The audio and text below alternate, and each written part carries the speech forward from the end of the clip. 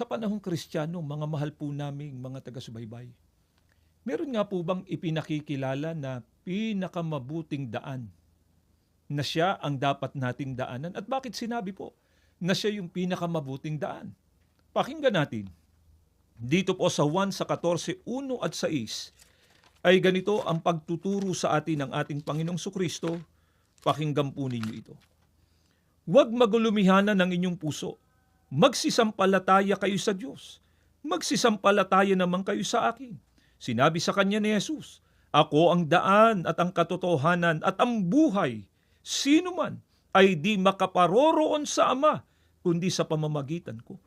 Sa panahong Kristiyano, sino po yung pinakamabuting daan? Walang iba kundi ang ating Panginoong Sukristo. Bakit siya po yung pinakamabuting daan? Ayon na rin sa ating Panginoong Sukristo, ako ang daan at ang katotohanan, sino man ay di makaparoroon sa Ama, kundi sa pamamagitan ko.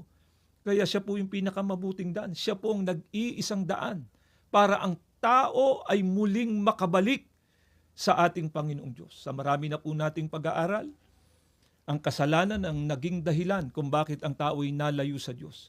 Ang kasalanan din ang dahilan kung bakit nawalan ng karapatan ang tao na makapagsagawa ng pagsamba at paglilingkod sa Diyos.